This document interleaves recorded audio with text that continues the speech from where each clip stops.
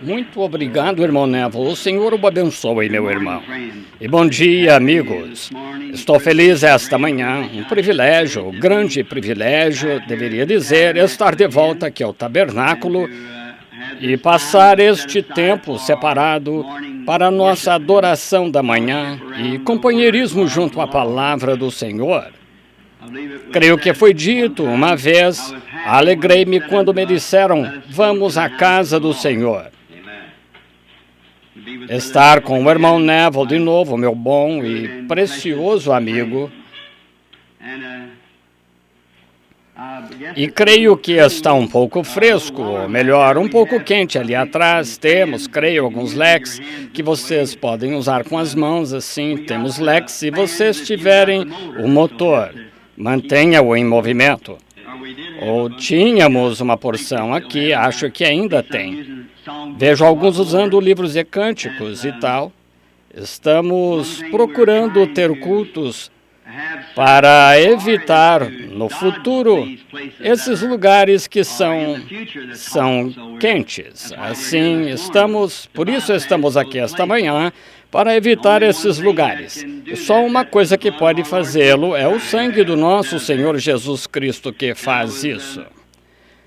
Fiquei muito contente em ouvir o bom relatório da igreja, como está progredindo, continuando com o Senhor e como Deus está agindo com vocês, com dons espirituais.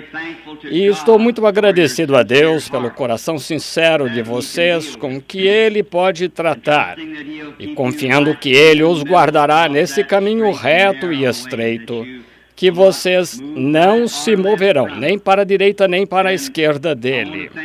E quero agradecer ao irmão Calvin e à sua filha, creio que eram eles que estavam aqui em cima há pouco, que cantaram aquele hino, Não Há Lágrimas no Céu. É bonito, fico grato por isso. E como o irmão Neville disse dele e de mim há anos, eu posso dizer isso do irmão Calvin. Nos conhecemos há anos. E ouvi-lo cantar estes velhos hinos do Evangelho e ele criar seus filhos no caminho do Senhor, isso anima meu coração, faz-me regozijar, saber que Deus tem gente que o ama e o preza.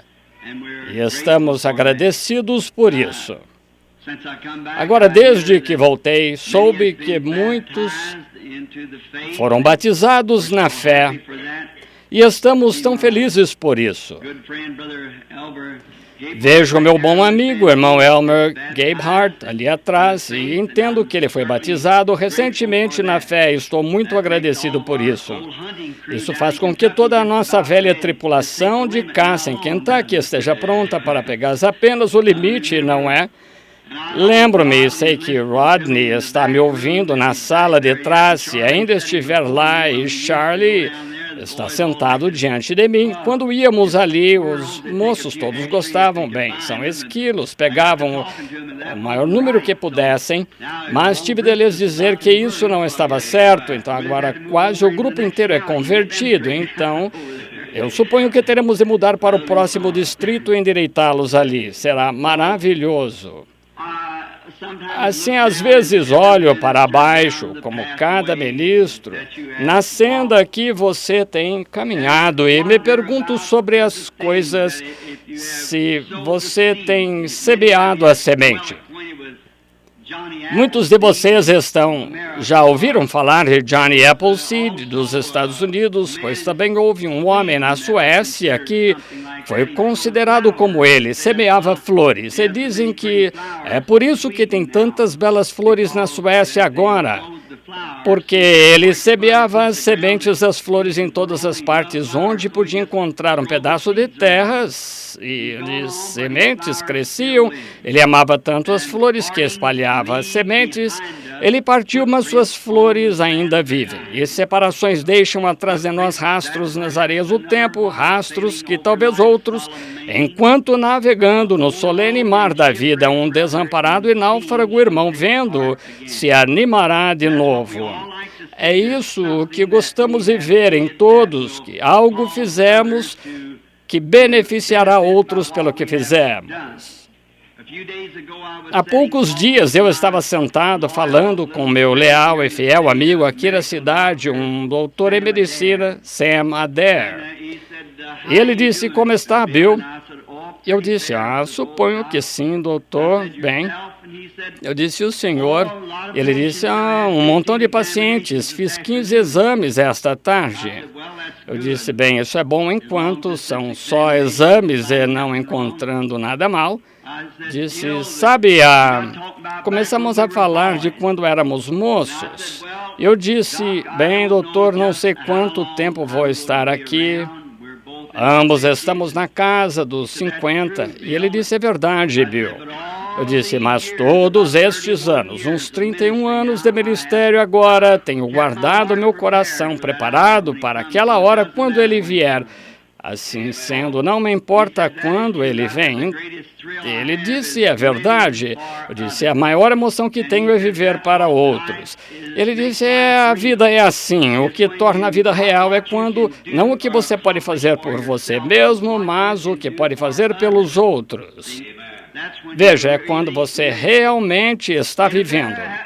E se acontecer de haver entre nós alguém que nunca fez isso, procure viver para outro. Experimente isso e veja quanto mais a vida tem para você quando não vive pelo que você pode ganhar da vida, mas pelo que você pode dar a alguém na vida. E você verá que isso é mais bendito que riquezas ou qualquer coisa que você possa imaginar. É o que você pode fazer por alguém para levar as cargas da vida, pois a vida em si é uma carga. E isso a fará um pouquinho mais leve para alguém. Você não conhece o gozo a menos que você haja provado uma vez fazer algo por alguém. Então isso me faz lembrar dos 31 anos, será breve, de ministério para o Senhor. E suponho que cada pessoa pensa no tempo quando terá de vir ao seu último culto e chegar à sua última hora e olhar para trás do caminho e olhar para o que foi feito, ver o que passou. Você tem feito algo? E como eu acabo de dizer, é o que você faz pelos outros que conta. Com frequência me pergunto o que será quando eu chegar ao fim do caminho, o que não sabemos quando será, nenhum de nós. Assim sendo, eu estava pensando, olhando para trás ao longo do caminho, trilhei na vida e visto as diversas colinas e trechos de espinhos e rochas, e lugares difíceis e passagens tranquilas, e o que fiz nessas ocasiões. Tudo isso mostrará um dia destes, a hora da minha partida, e fará isso a cada um de nós. Todos estaremos seguros disso. Isso mostrará a cada um quando esse tempo vier. Isso me traz ou me leva a dizer algo que eu prefiro evitar de dizer. Leva-me a dizer algo que eu machuca muito meu coração dizer, mas o que eu vou dizer, sou forçado a dizer, entendendo que isto está sendo gravado e o mundo ouvirá. Mas tenho deixado o ministério por uma causa pela qual sinto que tenho de deixar. E talvez muitos de vocês o tenham ouvido, eu estou fechando meu escritório e tal, e deixando o campo evangelístico. Eu não sei aonde nosso Senhor me guiará, e não tenho controle disso ou de qualquer coisa que Ele tenha para eu fazer. Mas estou pensando no fim do caminho, onde devo chegar. E ao longo da jornada da vida, eu tenho cometido tantos erros, pelos quais sinto muito no coração. porque acho que, sendo humano e com debilidade e tudo mais, faz com que uma pessoa faça coisas ou diga coisas, ou mesmo haja de maneiras que não queria, mas sendo a debilidade de um ser humano, ora, nós temos esses momentos. Mas, nisso,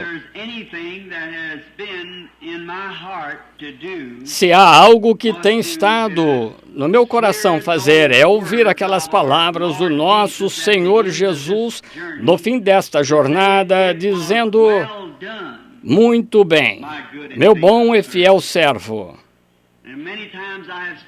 E muitas vezes tenho dito que gostaria de haver estado de pé ali quando ele disse: vinde a mim, mas tenho desejado ouvir dizer muito bem. E não ouvi a voz no original dizer vinde a mim, lá nos tempos da Bíblia, quando foi escrita, mas desejo ouvir dizer muito bem. Se há algo que eu queria ser e desejo do meu coração ser, era um verdadeiro servo de Jesus Cristo, meu Senhor e Salvador.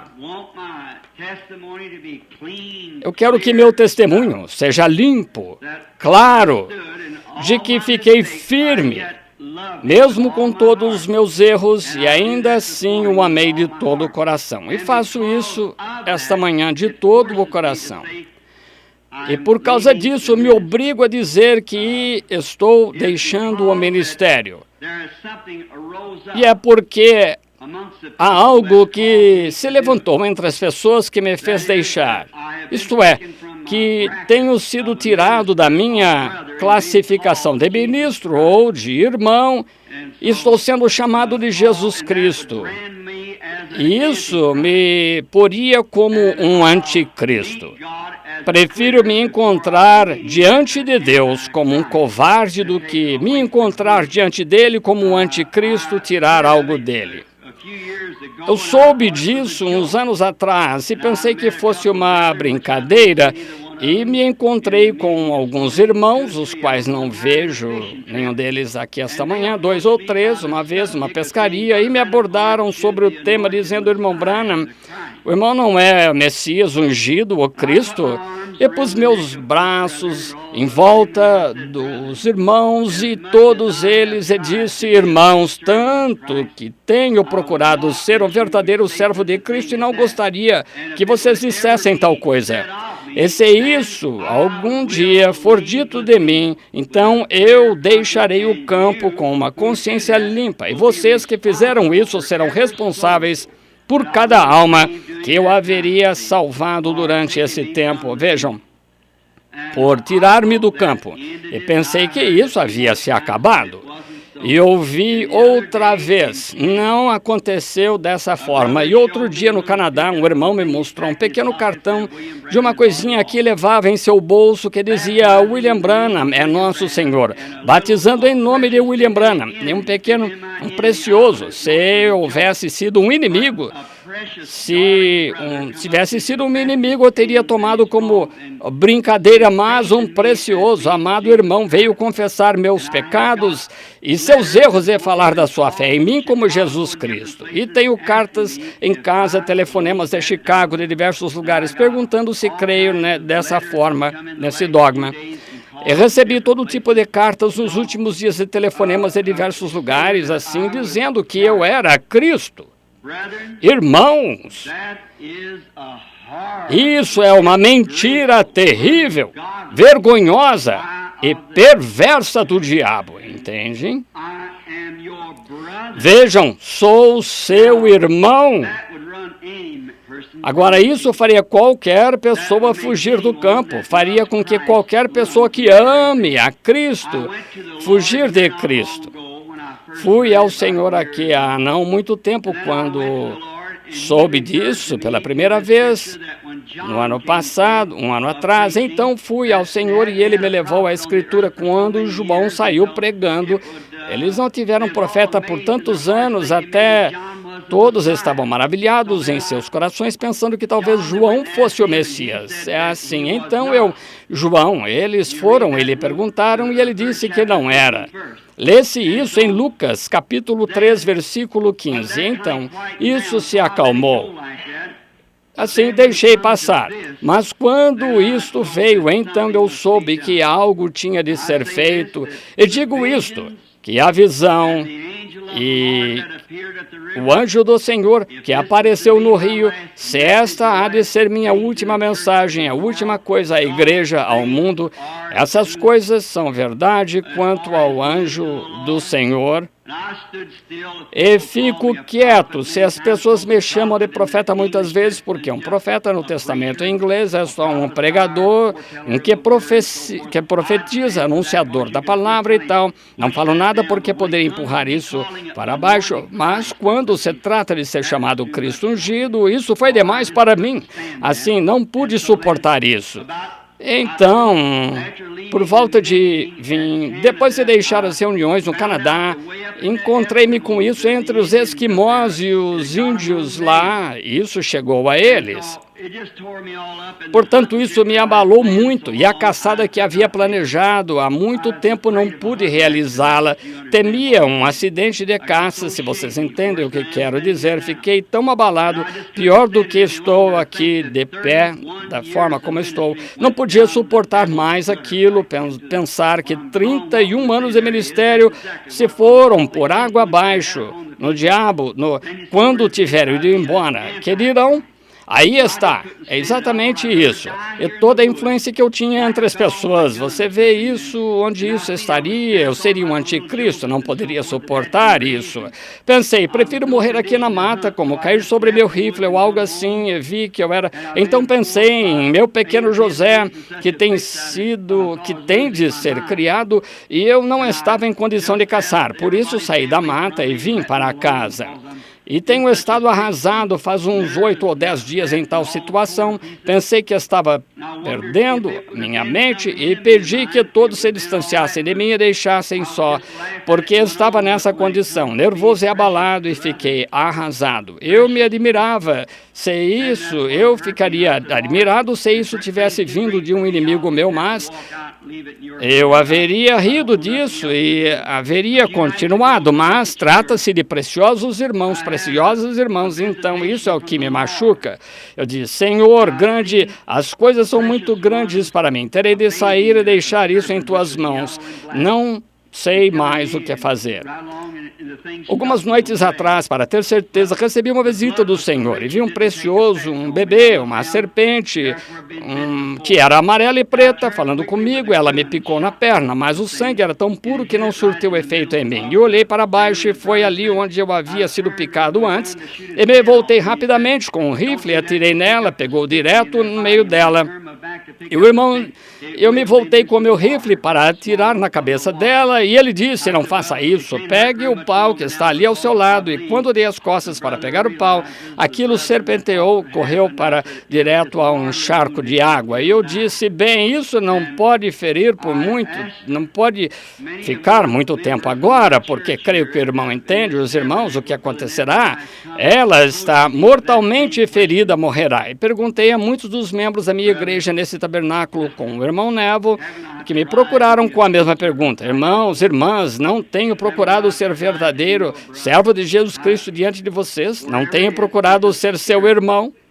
Agora, seja onde isso estiver, é um espírito sobre gente preciosa. Muita gente tem me perguntado isso, mas é um espírito, mas espero que hoje isso receba uma ferida mortal e morra rápido para que eu possa voltar ao ministério. Até então, pedirei a cada um que ore por mim. Não sei o que vou fazer. Minha casa está à venda, não consigo suportar se ficar por aqui, vou enlouquecer. Peço que orem por mim. E lembrem-se, se vocês alguma vez creram em mim, se alguma vez já creram como servo de Cristo, lembrem-se, isso é errado, isso é falso, assim diz o Senhor. É errado. Não tenha nada a ver com isso. Eu sou seu irmão. Inclinemos a cabeça. Pai Celestial, minha carne está tremendo, minhas mãos estão se apertando, meus dedos encolhidos em meus sapatos. Ó Deus, tem misericórdia. Que tenho feito, Senhor, para merecer isto? Rogo que tenhas misericórdia de mim, Senhor, e de todos. E lá distante, nessas preciosas e amadas pessoas, que possam elas ver seu erro e o que elas têm feito, Senhor, de partir o coração do seu irmão e também, não somente do seu irmão, mas também do nosso Salvador e nosso Pai Celestial. Rogo que nos perdoes os nossos erros, Senhor. Permite que o santo sangue de Cristo traga nossos seres para estarem juntos, Senhor, e benditos sejam os laços que unem nosso coração em amor e companheirismo cristão. Deus, que o inimigo que abordou nossos irmãos e irmãs recebam uma ferida mortal que não exista mais e que morra, Senhor. Quando fizeres isso, Pai, voltarei ao campo. Mas até então, Senhor, sou teu servo de coração partido, esperando. Isso é mais do que eu poderia fazer com lágrimas e pranto e com a persuasão que tenho procurado, Senhor, com esforço, tu conheces meu coração, para parar isso antes que chegasse a esse extremo, mas foi além do que eu poderia fazer. Assim, Pai, o encomendo em tuas mãos do púlpito de onde tenho pregado por todos estes anos. Entrego isso em tuas mãos. Agora, encarrega-te disso, Pai, em tua própria maneira divina, e quando tudo estiver terminado e acabado, então teu servo retornará. Até então estarei esperando ouvir de ti, Senhor. Abençoa-nos agora e dá-nos um grande culto hoje. Não estamos aqui só para isso, a não ser esclarecer publicamente. Que eles saibam, Pai, que eu te amo e creio em ti, tenho te defendido e quero fazê-lo. Se eu tiver de ir, deixa-me ir, Senhor, com um coração limpo e um testemunho verdadeiro de que tenho crido e confiado em Ti. Concede, e Te louvarei e Te darei glória por todas as eras vindouras através de Jesus Cristo. Amém. Agora, nas Escrituras, abramos a Bíblia em... Eu pensei esta manhã que seria bom, se o irmão Neville não se importar, continuar um pouco em... Agora não me deixem ouvir isso mais de nenhum de vocês. Apenas ore e deixe disso. Fique quieto, entende? Não, eu tenho 52 anos, mas penso, talvez, se Deus me guardar e me restar um pouco de vida, quero gastar cada momento do meu tempo para Cristo. Por isso, lembre-se, estou partindo, porque sou forçado a fazer isso. Agora, no livro de Apocalipse, capítulo 4, onde ficamos outro dia quando estávamos no estudo. Apocalipse, capítulo 4, creio eu, na última parte do versículo ou do capítulo. Bem, quantos gostam do Apocalipse? Maravilhoso! Agora, creio que deixamos no quinto capítulo, verdade? Ficamos no capítulo 4, as 4 criaturas viventes. Agora vamos nos aproximar da palavra, esquecendo aquelas coisas que estão no passado. Deus, Pai, ajuda-nos agora porque estamos tão nervosos, mas nos aproximamos da palavra, esquecendo o que está no passado. Prosseguimos agora para o alvo da soberana vocação do ministério de ser servo de Cristo. Dá-nos a palavra esta manhã e alimenta nossa alma faminta, porque estamos anelando o Senhor e esperando por essa preciosa unção do Espírito Santo. Vem entre nós, Senhor, perdoando nossos pecados e transgressões e permitindo-nos ser teus servos, pois pedimos em nome de Jesus. Amém. Agora vimos as eras da igreja, as últimas 7 eras da igreja, e então, agora creio que alguns estão procurando, vão compilar as eras da igreja, então entramos no capítulo 4 de Apocalipse, que é isto? A revelação de Jesus Cristo, a revelação chamada em latim o Apocalipse, o que significa ser revelado, tirando a cobertura, mostrar, expor, trazer a revelação de Jesus Cristo, o qual era, é e há de vir a raiz e linhagem de Davi. Agora, no capítulo 4, vemos que João foi arrebatado ao céu depois que viu as eras da igreja. Recapitulando só, agora então, talvez melhor ler uns versículos do capítulo 5, então começaremos recapitulando. E vi, na destra do que estava sentado sobre o trono, um livro escrito por dentro e por fora selado com 7 selos.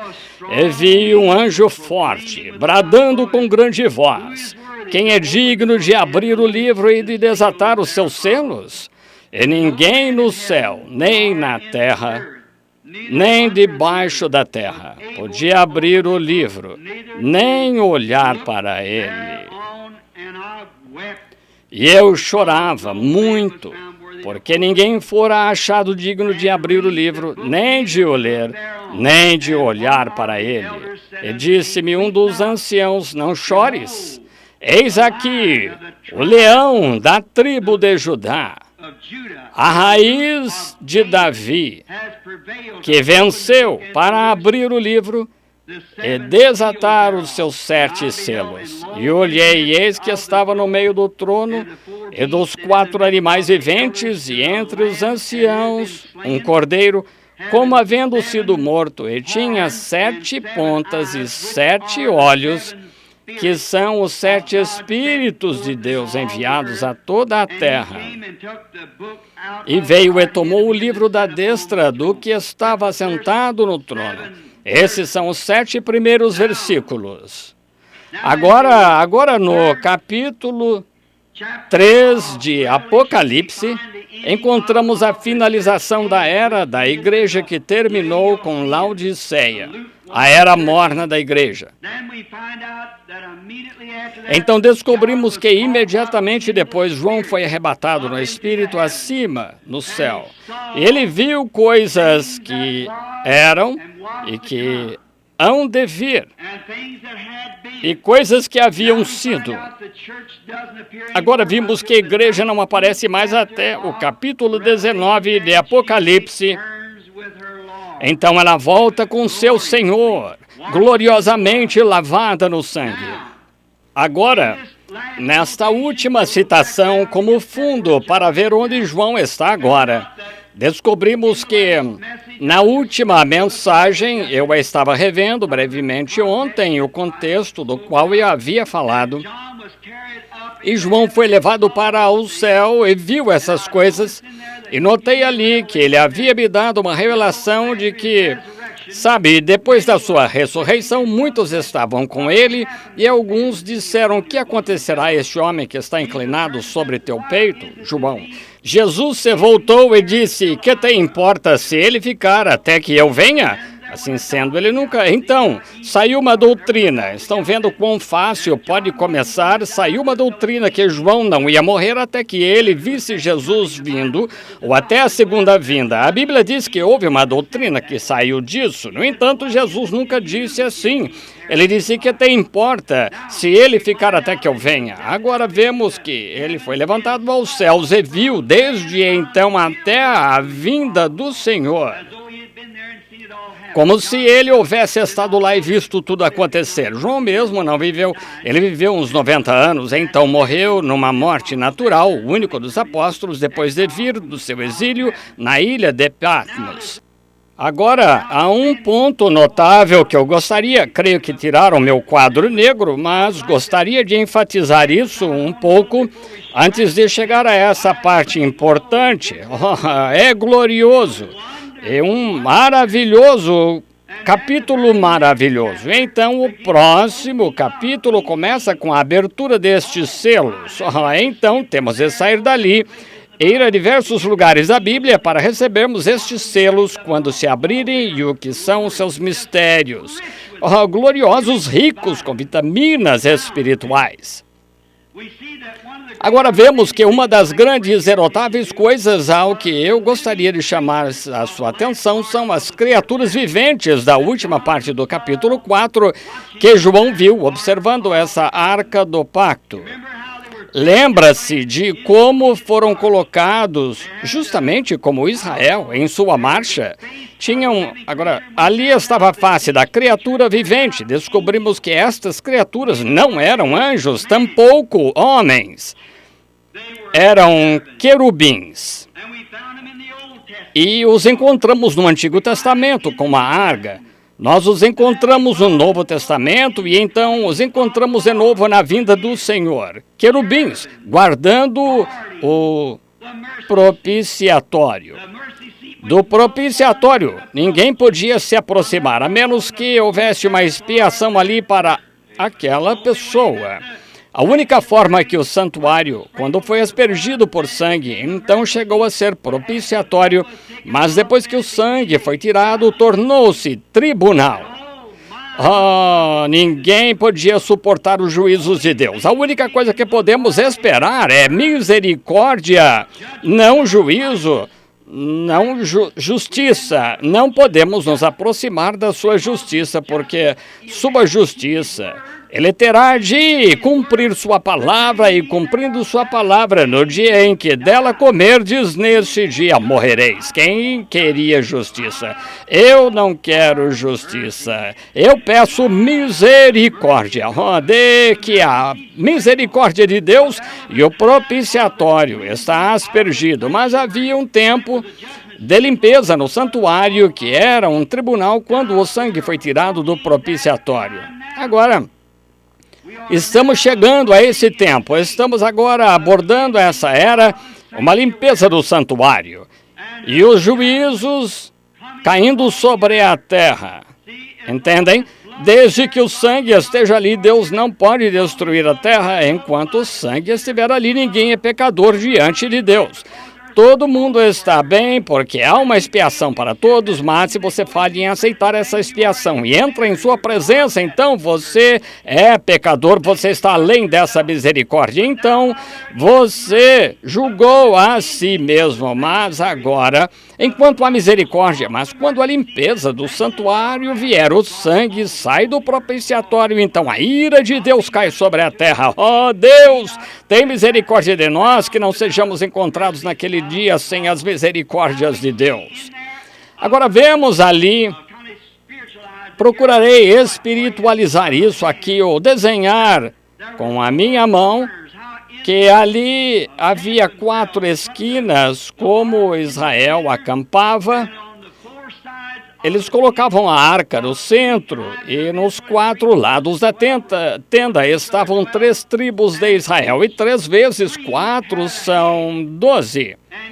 Ou 4 vezes 3, melhor dizendo, são 12. E cada 3 tinha uma cabeça, e cada cabeça da tribo. Um deles era Ruben, ele sempre acampava ao sul. Ele era a cabeça do homem. E Efraim estava ao oeste com 3 tribos. Era o boi. Então, no oriente estava Judá, o qual é o leão. E ao norte estava Dan, que era uma águia. Agora, note, lembrem-se bem como os desenhamos aqui. A águia, o boi, o homem e o leão. Agora, notem. Judá guardava a porta oriental e Cristo é leão da tribo de Judá. Ele descerá dos céus orientais, entrando pela via da porta. Ele vem pela porta oriental da tribo de Judá. E ele é o leão da tribo de Judá. Vemos em nossa mensagem desta manhã que ele ainda é proclamado o leão da tribo de Judá, a raiz, o mesmíssimo começo de Davi. Davi era o rei eternamente e Cristo senta-se no trono de Davi no milênio, o qual é o rei eterno. Ali nunca faltaria um a Davi. Aleluia! Nunca faltaria um a Davi. Deus prometeu, disse: nenhum jamais faltará a Davi. Você diz, e hoje, onde estão esses juízes judeus? Ele ainda tem a semente. Cristo é seu filho segundo a carne. Ali um se assenta. A Davi nunca faltará, isso mesmo. E Cristo é esse leão da tribo de Judá, da qual Davi saiu. Agora, descobrimos que eram os guardas do propiciatório. Vigiavam o propiciatório. Ninguém se aproximava dele, tinha de atravessar as tribos primeiro, antes de chegar ao propiciatório. Cada homem querendo dar sua vida, cada israelita no acampamento morreria antes que qualquer coisa entrasse naquele acampamento ali e chegasse a esse propiciatório. E agora vemos que essa era a ordem do Antigo Testamento, e na ordem do Novo Testamento encontramos a mesma coisa, que ele era guardado, o propiciatório. Oh, espero que vocês captem isto. O propiciatório ainda é guardado, ainda tem guardas.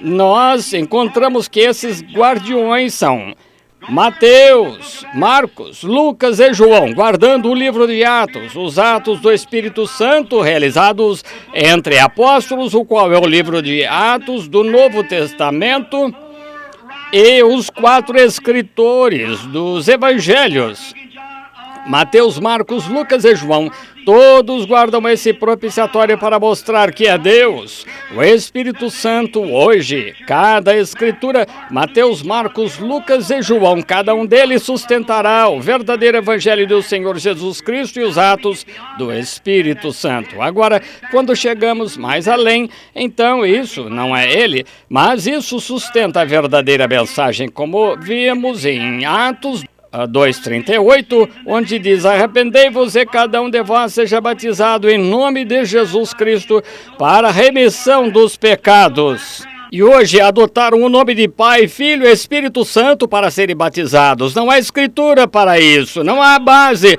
não há nada para guardar, coisa alguma. Você diz, Mateus disse, Mateus guardava, Mateus 28:1-18 diz, nascimento de Jesus Cristo foi assim, estando Maria, sua mãe, desposada com José, antes de se ajuntarem, achou-se ter concebido do Espírito Santo. E tudo foi feito.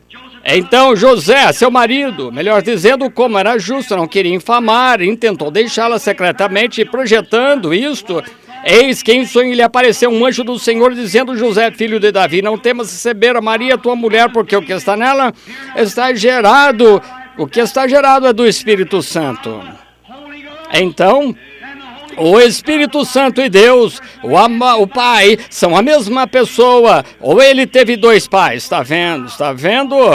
E ele dará à luz um filho, chamará seu nome Jesus, e tudo isso foi feito para que se cumprisse dito que foi pelo profeta. Deus estaria conosco, chamado Emanuel, qual é Deus, Pai, Filho e Espírito Santo, em um nome, Jesus Cristo, qual guarda essa porta contra erro. Há alguns dias em Chicago, diante de uma associação ministerial de Chicago, a maior de Chicago, o Espírito Santo me acordou à noite e me disse: ponha-se de pé ao lado da janela. Há um grupo de ministros que estão preparando um café da manhã para você. Tenha cuidado, vão te apertar a respeito de algo. Eu disse: obrigado, Senhor. Ele me mostrou onde seria. E fui e disse a alguns ministros, ao irmão Carlson, ao irmão Tommy Hicks, como seria. Eu disse: o lugar de que vocês contrataram não será esse, vamos estar em outro. Disse como o Dr. Meade estaria sentado, como um homem de cor entraria, se sentaria assim, tudo. Então naquela manhã disseram: meu filho me disse: papai, vai lá aquela discussão. Eu disse: não vou lá discutir, vou lá ungido pelo Espírito Santo com uma palavra de Deus que guardará esse propiciatório enquanto ele estiver ali.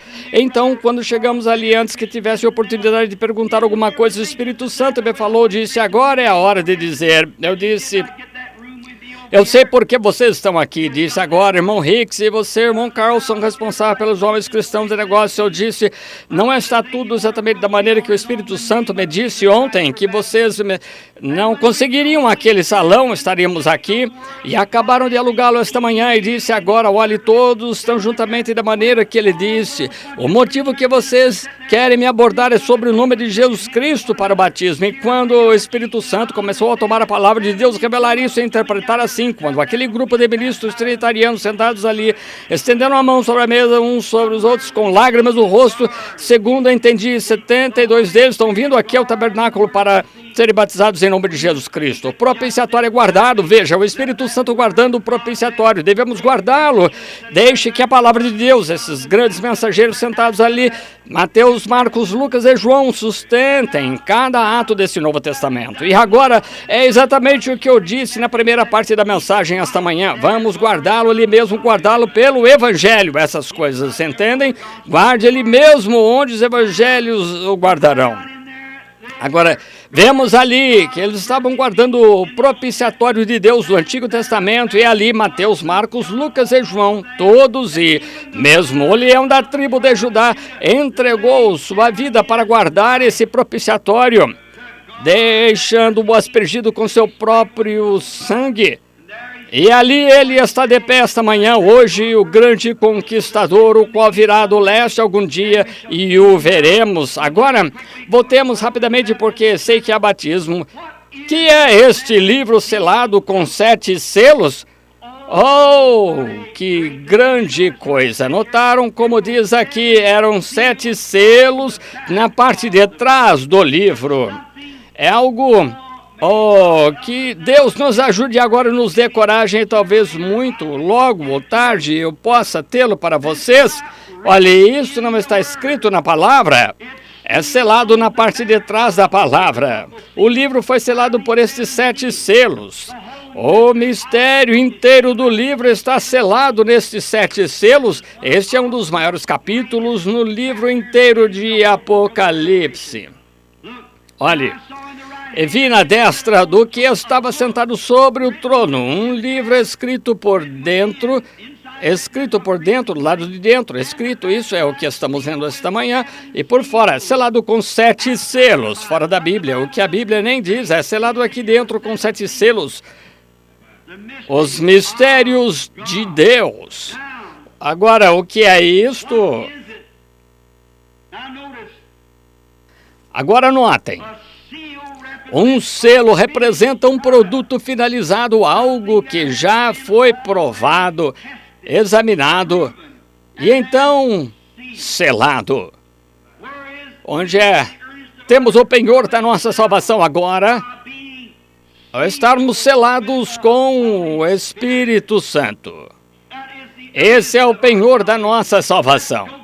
Vejamos, só um minuto, tem uma escritura escrita aqui, várias delas, não terei tempo de abranger tudo, mas vamos abrir em Efésios um momento e ler no primeiro capítulo de Efésios, para que vocês entendam o verdadeiro significado. Paulo, apóstolo de Jesus Cristo pela vontade de Deus, aos santos que estão em Éfeso. E lembrem-se, João escreveu esta carta aos Efésios, a Éfeso e aos fiéis em Cristo, aos que Paulo havia pregado e conduzido, alimentado com o Evangelho. Éfeso e fiéis em Cristo, esses são aqueles que já estão em Cristo. Como entramos em Cristo por um Espírito, somos todos batizados num corpo, o qual é o corpo de Cristo. A vós graça e paz da parte de Deus nosso Pai e do Senhor Jesus Cristo. Bendito o Deus e Pai de nosso Senhor Jesus Cristo, o qual nos abençoou com todas as bênçãos espirituais nos lugares celestiais em Cristo Jesus. Pense nisso agora. Ele nos tem abençoado com toda graça celestial. Bênçãos enquanto nos congregamos em Cristo Jesus, como os crentes, a igreja eleita, chamada para sair, separada. Ele nos selou por seu Espírito Santo e agora está revelando-nos todas as coisas que estão no futuro para nós. Agora chegamos aos 7 selos. Como também nos elegeu nele antes da fundação do mundo, para que fôssemos santos e irrepreensíveis diante dele em caridade e nos predestinou para filhos de adoção por Jesus Cristo, para si mesmo, segundo o beneplácito de sua vontade. Com belo pensamento. Continuemos lendo um minuto. Quero chegar aqui principalmente ao versículo 12, 13 e 14. Com o fim de sermos para louvor da sua glória, nós os que primeiro esperamos em Cristo, no qual também vós estáis, depois que ouvistes a palavra da verdade, o evangelho da vossa salvação, e no qual, depois que crestes, fostes selados com o Espírito Santo da promessa. Depois que crestes. Oh, meu irmão Batista, como você poderia dizer que não é assim? Você diz que recebe o Espírito Santo quando crê. Ela diz, depois que creram, foram selados com o Espírito Santo da promessa. Note.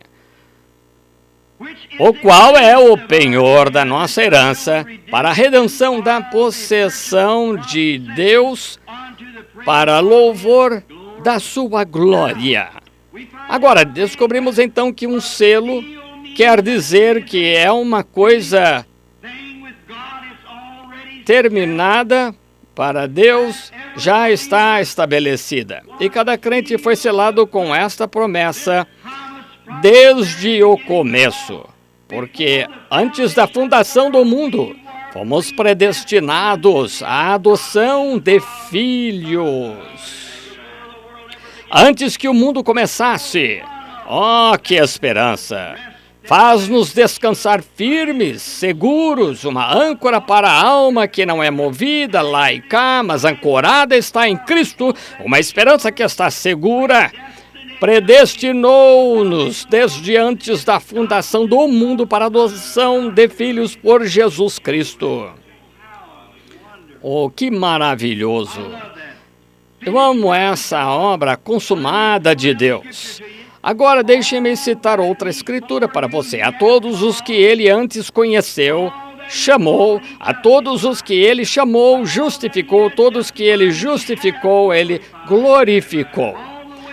Desde o princípio, Deus, em sua grande e infinitamente, viu de antemão sua igreja e a predestinou à adoção de filhos por meio de Jesus Cristo, para dar-lhes vida eterna no fim da era. Que bonito. Irmão Neville, isso me faz sentir muito melhor. Sim, só. A adoção pelo sangue de Jesus Cristo. Agora, note enquanto continuamos. Ora, sabemos que somos predestinados com o Cordeiro. O Espírito Santo é o nosso selo. O penhor quer dizer há mais por vir. Temos só o penhor disso agora. O penhor é só a entrada de um pagamento. Ah, que lindo! Só a entrada do pagamento que reserva e assegura e o ancora para que ninguém mais possa tocar. É o penhor da nossa adoção. Amém. O Espírito Santo é agora o penhor de Deus em nosso coração. Selo, a adoção de filhos esperando-nos no fim do caminho. Filhos e filhas de Deus. Veremos para outra escritura rapidamente, tenho ela escrita aqui em outra página. Romanos 8:22, acho lindo. Agora, estudando ontem, anotei umas escrituras, as quais gostaria de me referir, porque sabemos que toda a criação geme e está juntamente com dores de parto até agora. E não só ela, mas nós mesmos, que temos as primícias do Espírito, também gememos em nós mesmos, esperando a adoção, a saber, a redenção do nosso corpo. Está vendo? Toda a criação está gemendo, disse Paulo. Todas as coisas estão gemendo. Veja as árvores como labutam, veja as flores como labutam pela vida, para que depois da geada venha e as derrube. Veja as árvores como elas labutam para sustentar seu galho, que cantam glórias a Deus. Tudo, toda a natureza, todos os animais, todas as aves, como voam do inimigo, escapando, todas as coisas gemendo. E nós mesmos, disse Paulo, gememos também com eles, porque estamos esperando pela redenção do nosso corpo. Mas agora, eles têm estado todos estes anos até agora temos o penhor da nossa herança. Que temos? Temos a evidência de que Deus vive. Temos a evidência de que Deus está conosco. Temos a evidência de que Deus não nos desamparou, que somos seus e Ele é nosso, porque nós, em nossos corpos, somos agora tabernáculos do Espírito Santo de Deus, que clama Abba, Pai. E não há nada que possa tirar isso. Estamos ancorados em Cristo. Agora as árvores não têm, a natureza não tem, mas ainda estamos gemendo com eles, porque ainda não recebemos a plenitude da nossa adoção. Mas temos o penhor disso, de que fomos tirados das coisas do mundo e de que agora chegamos a filhos e filhas de Deus. Que tipo de gente devemos ser? Quando pensamos nisso, pense nisso. Agora temos o penhor. Nosso espírito está gemendo pela adoção plena, mas agora temos o penhor disso. Enquanto recebemos o Espírito Santo, Ele é o penhor da nossa completa adoção ou completa salvação. Que lindo! Gosto demais disso. Muito bem, estamos esperando a plenitude da adoção. Quando isso acontecerá? Na primeira ressurreição. Será quando nossos corpos serão mudados destas criaturas vis que somos e teremos um corpo como o seu próprio glorioso corpo, porque o veremos como Ele é e seremos como Ele. Quando Ele aparecer, seremos a sua semelhança, teremos um corpo como o seu, um corpo glorioso e glorificado, e todas as provas e lutas da vida desvanecerão numa pequena neblina e desaparecerão para nunca mais existir. E esses tabernáculos terrenos, os quais agora gememos, estamos esperando por este penhor, pela salvação plena em sua plenitude por vir. Mas agora, nesses tabernáculos de barro, temos algo que nos diz que fomos levantados a tal ponto. Amém. Que é o penhor? É a pequena entrada de pagamento que reserva isso, irmão Down. É o penhor. Agora, uma vez quando amávamos as coisas do mundo, pecávamos, andávamos fazendo as coisas do mundo e não nos preocupávamos com Deus, estávamos distantes dele, sem Deus, sem Cristo no mundo. Agora, Deus enviou o seu Espírito Santo e por meio dele somos levantados essas coisas. Agora temos o penhor, que sabemos que passamos da morte para a vida. Amém! Aqui, enquanto eu estava procurando mostrar isso, aqui está onde o pecador comum corre, aqui embaixo, no fundo. Agora, o cristão sobe um pouco mais que isso, ele se levanta por cima de todas essas coisas. Esse é o penhor da sua salvação. Agora, que vocês podem saber o que as visões fazem com você. Assim sendo, ajuda-me. Deus sendo meu juiz, eu nunca tentei ser diferente. De ocorrer, guardo para mim mesmo, porque eu vejo que isso causa. As pessoas não estão prontas para tal ministério. Você tem de deixar isso às vezes. Continua aqui atrás. Se eu alguma vez vir ao campo de novo, serei um evangelista, mas olha aqui, sobre isso aqui, voltando aqui, você sobe a esse celestial aqui em cima, você vive em cima, em volta dessas dimensões aqui, vai mais além do que qualquer coisa que o homem possa imaginar, além de qualquer dessas coisas, e isso levanta você para aqueles espaços lá.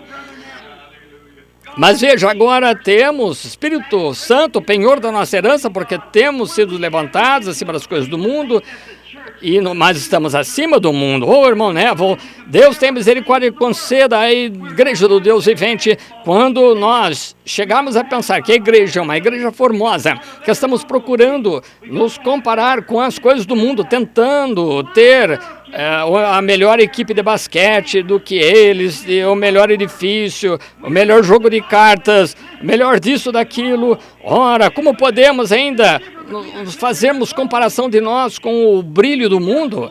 O Evangelho não é um brilho, é um resplendor. Há uma diferença entre brilho e resplendor. Nós só damos voltas, como eu tenho dito, levando um cadáver de um necrotério a outro, mudando membros e tal.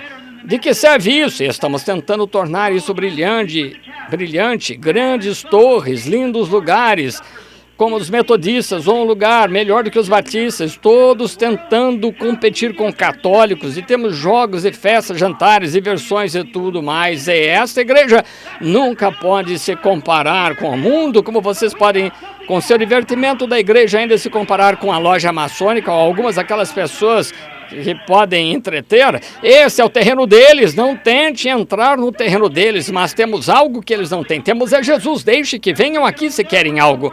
Fiquem em Cristo, temos Jesus, eles não podem ter Jesus até que passem por aqui, e quando passamos por lá, estamos fora do seu território. Não tente brilhar, resplandeça. E você não pode resplandecer, você tem de deixar que ele resplandeça por você. O pequeno vagalume, ele não brilha porque quer, brilha porque há algo nele brilhando, fazendo isso, algo dentro dele brilha. Bem, assim é com o Espírito Santo. Não temos de ser peculiares, diferentes, algo mais. Solte-se disso e viva uma vida piedosa e deixe que Deus viva através de você. Isso resplandecerá para o Evangelho, não brilho. Isso faz aos macacos que eles saltem com essas coisas, qualquer coisa que brilha. Você sabe, estão sempre indo atrás de algo brilhando, mas o resplendor é suave, eterno, dócil do Espírito Santo.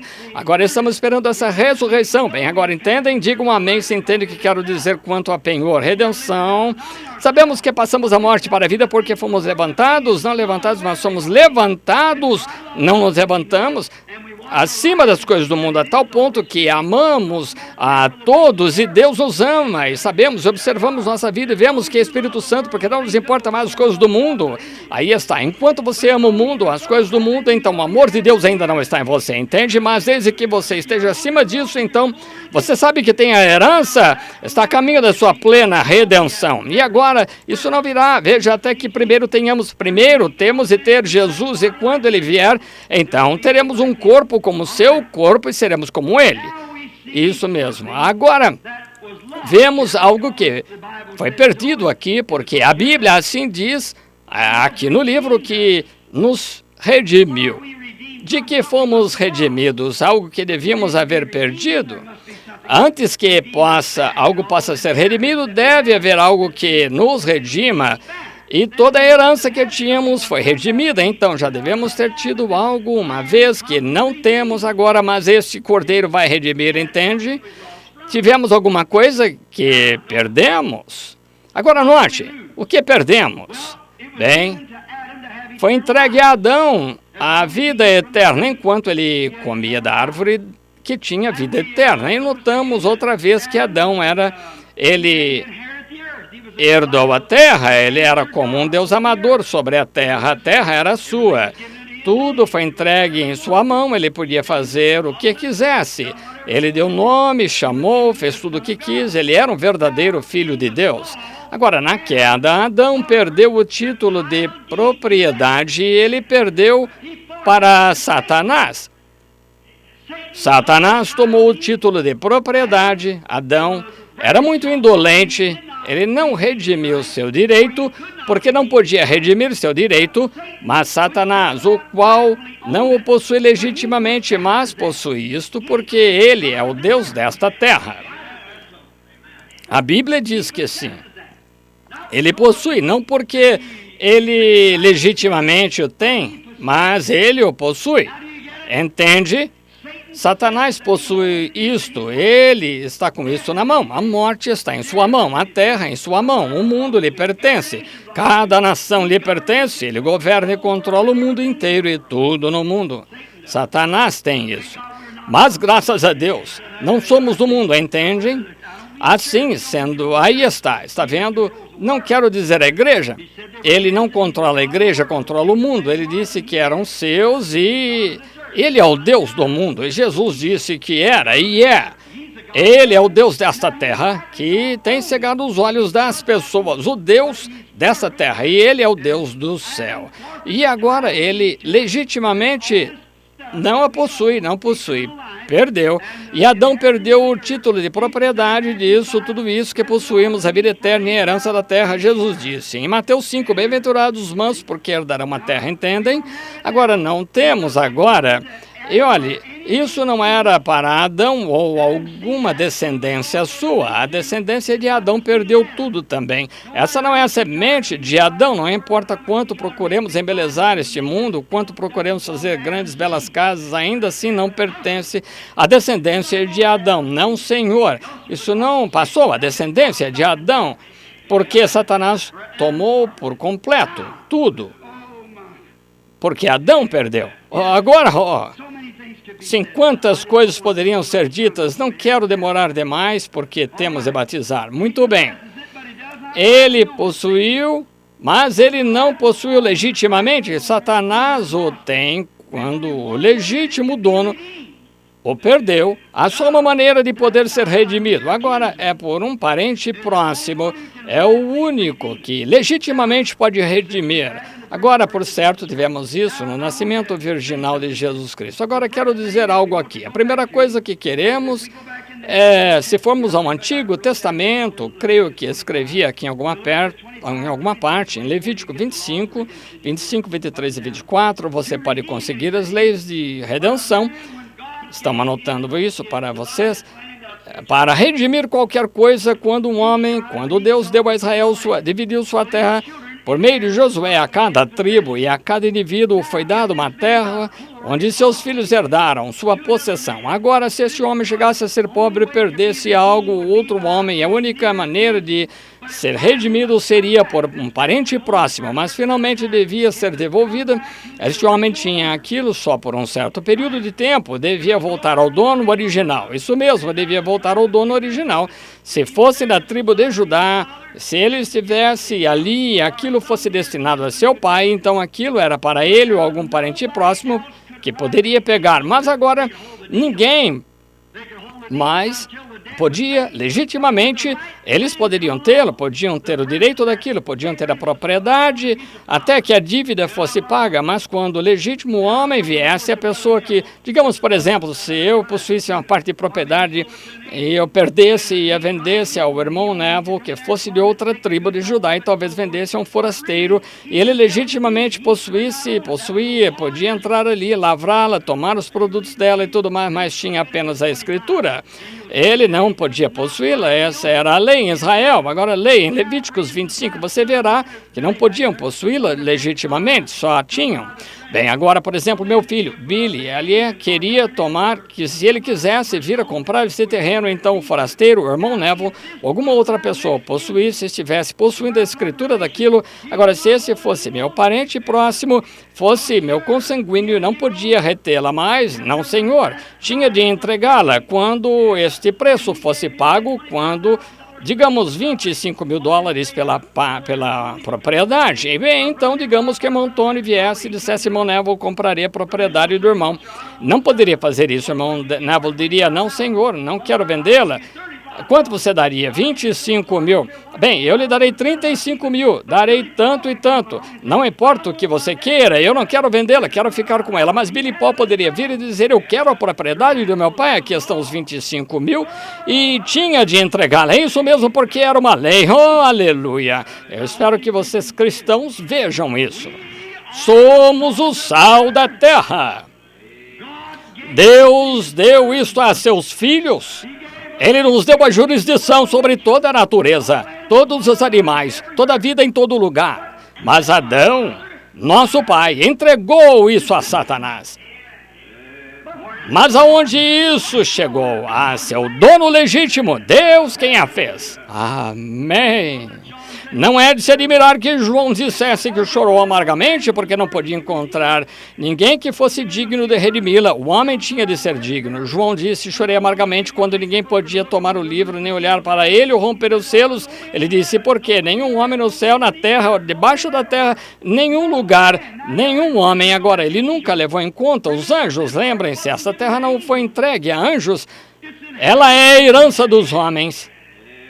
Gabriel era digno, claro. Alguém mais era digno. Miguel pode ter sido digno, pode ter sido que tenha sido digno de fazê-lo, mas nenhum homem era digno, está vendo? E João chorou muito.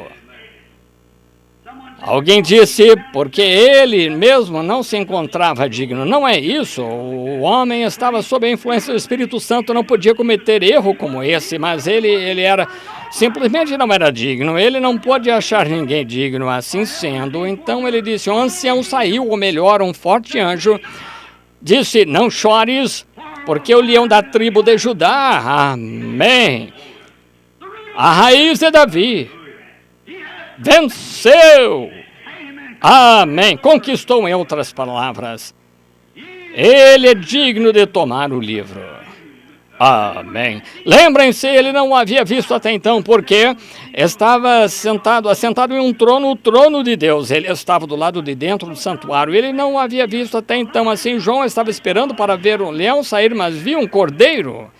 Aí está, irmãos, através da mansidão, através da doçura, através do Espírito Santo que conquistamos, não algum grande e poderoso, gigante intelectual, mas aquele que pode humilhar-se é quem conquista. O homem que pode ser maltratado aqui, acolá e continuar sendo servo de Cristo e é o conquistador. Agora ele disse, ele venceu, ele é digno de tomar o livro e abri-lo e de desatar os selos. Agora, vamos ver um pouco depois, talvez hoje não, que estes 7 selos contêm o que fizeram. Agora, trataremos um pouco sobre redenção antes que esta pessoa pudesse redimir. A primeira coisa era que tinha de ser digna, o tipo certo de pessoa. Então, se cumpriu quando Jesus Cristo nasceu, nascimento virginal, porque ele era Deus mesmo feito homem, ele era Deus em carne humana. Ele tinha de ser digno e o sangue virginal de Jesus Cristo o fez digno.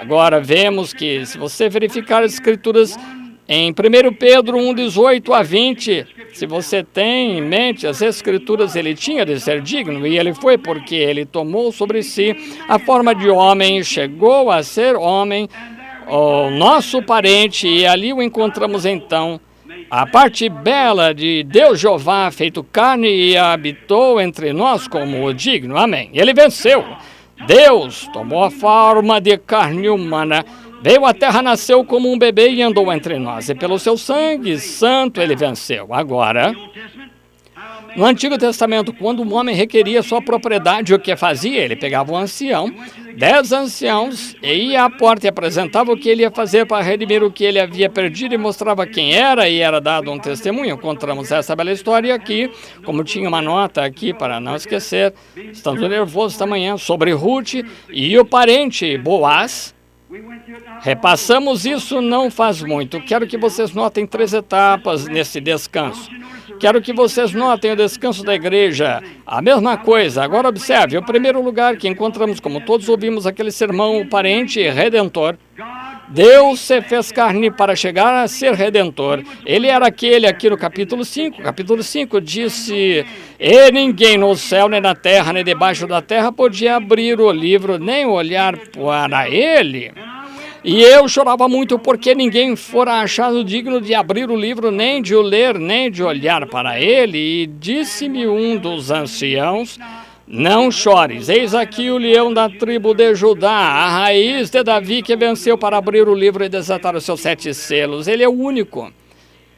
Ele é aquele que estamos esperando. Notem como Ruth, como Noemi, Boaz é um perfeito quadro.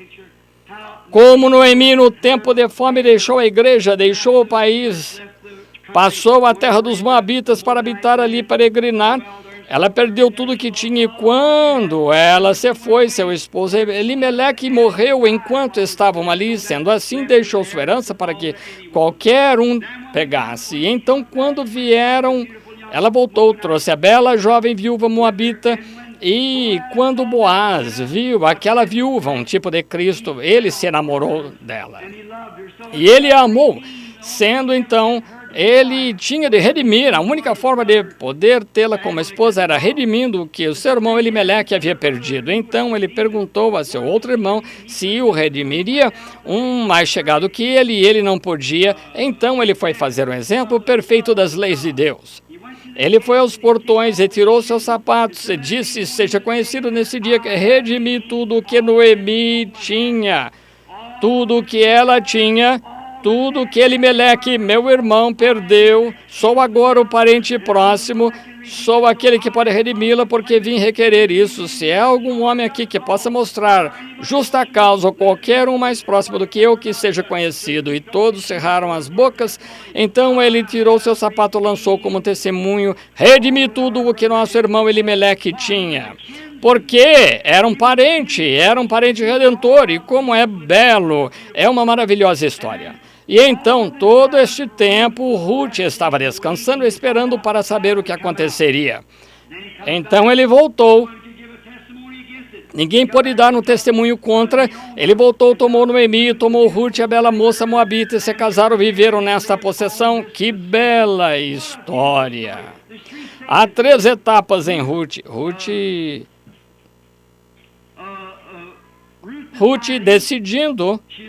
Ela estava decidindo se tomaria a decisão ou não de voltar à pátria, como a igreja. Ruth servindo quando saiu a recolher espigas. Ruth descansando, é o que está fazendo agora a igreja. Agora Ruth recompensada, esse é o seu próximo acontecimento, é a recompensa da igreja. Agora, não temos tempo porque vocês têm batismo, são 11h15 agora. Mas talvez voltemos a isso no próximo domingo, em algum outro domingo, no futuro. Se o Senhor permitir, eu gostaria de tomar isso para mostrar os 7 chifres, 7 olhos, exatamente os 7 selos, 7 ministérios de anjos, 7 anjos da igreja, 7 estrelas. Isso é para que vocês... E aqui se une tudo. Tinha de ser digno, então Jesus era digno. Em sua volta, gozaremos plenamente a bênção da redenção. Os mansos herdarão a terra. Homens e mulheres serão de novo filhos e filhas de Deus, e o movimento milenar completo começará. Que lindo! E o anjo forte, em alta voz, clamando: quem é digno? Quem pode fazer isto? E então o ancião disse: não chores, porque o leão da tribo de Judá, ele é digno e tem vencido. E ele tomou o livro e o abriu e desatou os selos. Ele não disse o que aconteceu a eles quando chegamos a esses 7 selos sendo abertos através da Bíblia. Observe o que aconteceu. Aqui neste livro selado, 7 vezes em que entramos agora, tem um ministério pleno e todas as bênçãos redetoras de Deus. Lembre-se, ele é o Cordeiro, ele é o único que o redimiu. E lembre-se, selado na parte de trás do livro, não escrito por dentro. É selado na parte de trás e não está escrito dentro, e foi o único que pôde abrir o livro ou revelá-lo, ou revelar os selos, o único que pôde fazê-lo. Então, é algo sobre que podiam discutir, está aqui, sobre o que é, mas é ele que divinamente a interpreta. Mas aqui na parte de trás não há ninguém que possa fazê-lo. Pertence a ele e só a ele. Ele é o que pode revelar aqueles 7 mistérios. E note aqui cada detalhe é sobre redenção, como a igreja foi redimida e o que será redimido. Oh, vamos amá-lo de todo o coração, fazer tudo o que pudermos. Certo escritor estava escrevendo uma história antes que eu conclua e entregue o culto ao irmão Neville. Gostam do Apocalipse? Eu amo. Vimos apenas 3 versículos da manhã, mas continuamos. Note. Um escritor estava escrevendo um livro sobre uma moça que estava procurando encontrar Deus. E muitas vezes buscamos a Deus e esperamos em Deus. E se Deus estivesse em todas as partes, se ele tivesse um grande trono em algum lugar, todos creriam em Deus. Então, se Deus pusesse um grande trono aqui em algum lugar, se dissesse ele assenta em certa cidade, aqui lá está ele é Deus e você vai a ele pode tornar assim. Ora, todos creriam nele, então uma fé seria nula, não teríamos de ter fé de maneira alguma. Veja, será assim no milênio, mas agora está chamando, tentando encontrar antes que. Parece misterioso, escuro. Veja, você não sabe como fazê-lo, mas por fé cremos. Foi por isso que ele fez. Todos veem isso. Agora, se Deus sentasse no trono e dissesse, ora, aqui está, ali está Deus, ele vive em certo lugar, diremos, querido Senhor Deus, tu farias isso? Sim, eu farei, seria feito. Veja, bem, por isso é Deus, entende?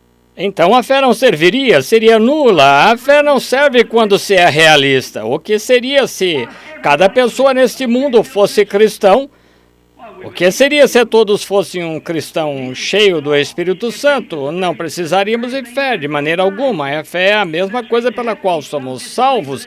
Por isso tem de haver alguns que não concordam para podermos exercitar a fé, entende? Você tem de haver uma mulher má para fazer com que a verdade se sobressaia. Tem de haver uma mentira para que a verdade positiva apareça, brilhe. Se tudo fosse verdade, seria tão comum, entende? Mas veja, algo é real, genuíno, quando a verdade é a fé, tudo mais, ora, aí está. Agora, temos de ter os prós e contras, é desse jeito. Tem de ter bons dias para você desfrutar os dias ruins, para que você desfrute os bons. Tem de ter um pouco de enfermidade para apreciar a saúde. E você tem de ter seus vales para desfrutar o alto da montanha. Aí então um dia será tudo alto da montanha, tudo saúde, será Deus, gozo, justamente haverá gozo sem fim. Então veja, temos de ter os prós e contras. Agora todos que entendem digam um amém. Esta moça estava dizendo que estava procurando encontrar a Deus em todas as partes que ela ia àquela igreja, tudo mais, não conseguia encontrá-lo, e uma vez se encontrou indo no caminho, que havia um pequeno ancião, um pequeno sujeito, e ele tinha uma enorme catedral nas costas, e ele estava caminhando na estrada e disse, oh, bom homem, isso é enorme, mas você está com tudo isso nas costas, isso o esmagará. Ele disse, não me esmagará, porque sou a rocha sobre a qual está edificado. É Ele. Oremos. Ó rocha das eras, estou tão alegre de estar numa catedral, sabendo que estamos descansando na rocha. Ele disse, a rocha. Isto não é mais do que papel. E à medida que a rocha começa a se mover rapidamente, as belas campainhas começam a tocar do lado de dentro. Ó rocha das eras, esconde-nos em tua misericórdia. Conduze-nos no caminho e ao riacho da vida, que nosso coração esteja cheio de gozo, cantando louvores a ti ao longo do caminho. Agradecemos-te por esta visitação do Espírito Santo esta manhã na palavra, e como entrou e tornou a palavra tão real para nós. Perdoa-nos nossas negligências e o que fazemos, dizemos que seja mal. Perdoa-nos por isso. Ajuda-nos a sermos melhores cristãos. Deus, rogamos que tuas misericórdias descansem sobre nós. Pedimos-te, Senhor, se for tua vontade, que voltemos muito em breve, terminemos os capítulos aqui, falemos esses 7 selos. Estamos antecipando esse tempo, Senhor, quando tu nos permitirá fazer isso. E, Pai, aqui em nossa pequena igreja, rogamos que nos concedas isso, para que entendamos essas grandes coisas de Deus. Não porque mereçamos, Senhor, mas nosso coração está faminto crendo nisso. Rogamos que concedas. Rogamos por nosso irmão Neville, Senhor, nosso fiel pastor, enviado por Deus. Rogamos que tu ajudes e o abençoes, ele e sua doce esposa, uma bela pessoa, e seus pequenos filhos. Rogamos por todos os administradores, diáconos e todos que vêm à igreja, não só pelos nossos, mas por outros e todos os que invocam o teu nome. Rogo por meus amigos em todo o país, basta um aviso rápido e aqui estarão.